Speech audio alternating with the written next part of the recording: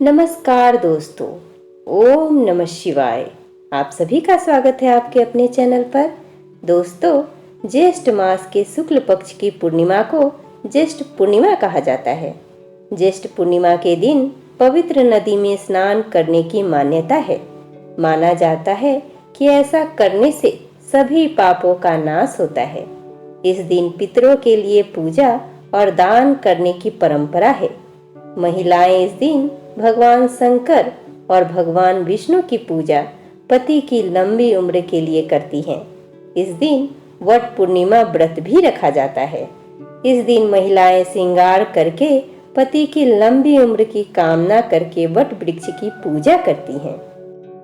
ऐसे में दोस्तों, आज के वीडियो में हम ज्येष्ठ पूर्णिमा का महत्व, व्रत विधि, ज्येष्ठ पूर्णिमा व्रत कथा सुनेंगे। साथ ही साथ दोस्तों, इस दिन कबीरदास जयंती भी मनाई जाती है, उसके बारे में भी जानेंगे।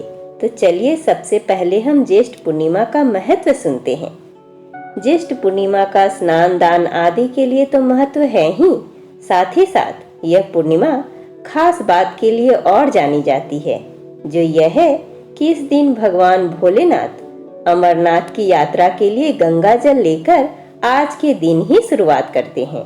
इसके साथ ही यह दिन उन लोगों के लिए भी बेहद महत्वपूर्ण होता है जिन युवक और युवतियों का विवाह होते होते रुक जाता है या फिर उसमें किसी प्रकार की कोई बाधा आ रही होती है, तो भक्तों के सभी दुख दूर हो जाते हैं। हिंदू पंचांग के अनुसार ज्येष्ठ मास हिंदू वर्ष का तीसरा महीना होता है।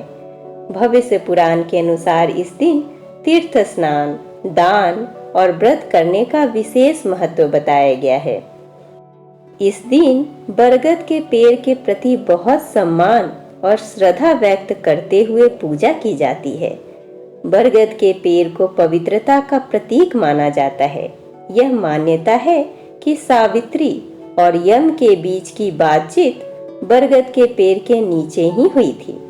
बरगद का पेड़ देवताओं की त्रिमूर्ति अर्थात ब्रह्मा, विष्णु और महेश का प्रतीक माना जाता है। इसलिए बरगद के पेड़ की पूजा करने से ब्रह्मांड के रखवाले तीनों देवता प्रसन्न हो जाते हैं। यह माना जाता है कि यदि ज्येष्ठ पूर्णिमा व्रत पूजा का सही तरीके से किया जाए तो एक विवाहित महिला के शारीरिक और मानसिक कल्याण में बहुत खुशियां आती हैं। तो चलिए दोस्तों, ऐसे में ज्येष्ठ पूर्णिमा व्रत विधि सुनते हैं। ज्येष्ठ पूर्णिमा के दिन सुबह जल्दी उठकर स्नान आदि से निवृत्त होकर साफ वस्त्र धारण किए जाते हैं। इसके बाद 2 बांस की टोकरियां ली जाती हैं। एक टोकरी में सावित्री की प्रतिमा स्थापित की जाती है और दूसरी टोकरी में रोली मोली, चावल, सुपारी, नारियल और पंचमेवा साथ पूजन का भी सामान रखा जाता है। किसी भी वट वृक्ष के नीचे आकर विधि विधान से हाथ में जल और चावल लेकर ज्येष्ठ पूर्णिमा और वट पूर्णिमा का ध्यान करते हुए व्रत का संकल्प लिया जाता है। फिर वट वृक्ष की पूजा और पति की दीर्घायु के लिए प्रार्थना की जाती है। ऐसी मान्यता है कि जो महिलाएं ज्येष्ठ पूर्णिमा का व्रत करती हैं उनकी सभी मनोकामनाएं पूरी होती हैं, क्योंकि इसी दिन सावित्री माता ने अपने पति को यमराज से इस व्रत को करने के बाद वापस लाया था। तभी से इस व्रत को वट पूर्णिमा व्रत भी कहा जाता है। इसके बाद महिलाएं वट वृक्ष की चारों ओर मोली लपेटती हैं और 7 बार चक्कर लगाते हुए विधि विधान से वट वृक्ष की पूजा करती हैं। पूजा के बाद आरती और कथा सुनी जाती है या आपस में सुनाई जाती है। कथाओं के अनुसार संत कबीर का जन्म ज्येष्ठ पूर्णिमा के दिन हुआ था, इसलिए हर साल ज्येष्ठ पूर्णिमा के दिन उनकी जयंती मनाई जाती है। कबीरदास भक्ति काल के प्रमुख कवि थे, जिन्होंने अपना सारा जीवन समाज की बुराइयों को दूर करने में लगा दिया। अब चलिए दोस्तों, हम ज्येष्ठ पूर्णिमा व्रत कथा सुनते हैं।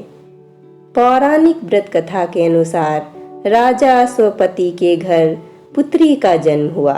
जिसका नाम महाराज ने सावित्री रखा। पुत्री युवा अवस्था को प्राप्त हुई देखकर राजा ने मंत्रियों से सलाह ली। इसके बाद राजा ने सावित्री से कहा कि उसे योग्य वर को देने का समय आ गया है। वह उसकी आत्मा के अनुसार वर को नहीं पा रहा, इसलिए वह उसे पुत्री भेज रहा है ताकि वह स्वयं ही अपने योग्य वर ढूंढ ले। पिता की आज्ञा पाकर सावित्री निकल पड़ी और फिर एक दिन उसने सत्यवान को देखा और मन ही मन उसे वर चुन लिया। जब उसने देवऋषि नारद जी को यह बात पता चली, तब ऋषि नारद सावित्री के पास आए और कहने लगे कि उसका पति अल्पायु है, वह कोई दूसरा वर देख ले।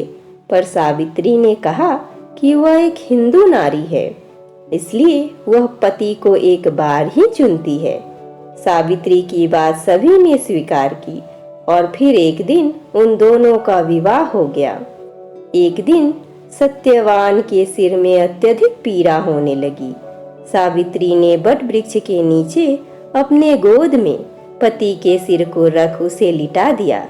उसी समय सावित्री ने देखा कि अनेक यमदूत के साथ यमराज आ पहुंचे हैं। सत्यवान के शरीर को दक्षिण दिशा की ओर लेकर जा रहे हैं।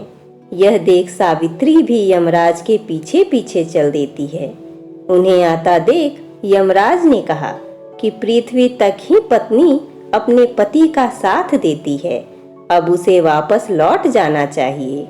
उनकी इस बात पर सावित्री ने कहा कि जहाँ उसके पति रहेंगे उसे उनके साथ रहना है, यही उसका पत्नी धर्म है।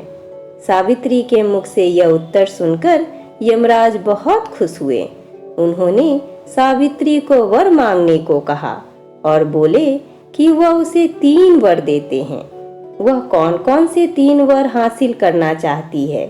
तब सावित्री ने सास ससुर के लिए नेत्र ज्योति मांगी, ससुर का खोया हुआ राज्य वापस लाना और अपने पति सत्यवान के पुत्रों की मां बनने का वर मांगा।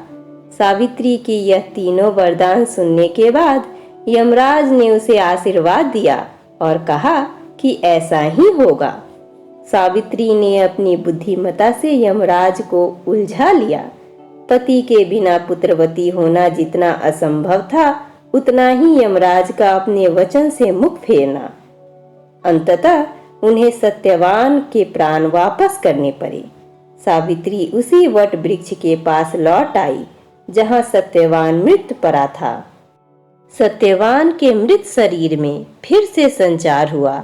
इस प्रकार सावित्री ने अपने पतिव्रत व्रत के प्रभाव से न केवल अपने पति को बचाया, बल्कि सास ससुर को नेत्र ज्योति प्रदान करते हुए उनके ससुर को खोया राज्य फिर दिलवाया।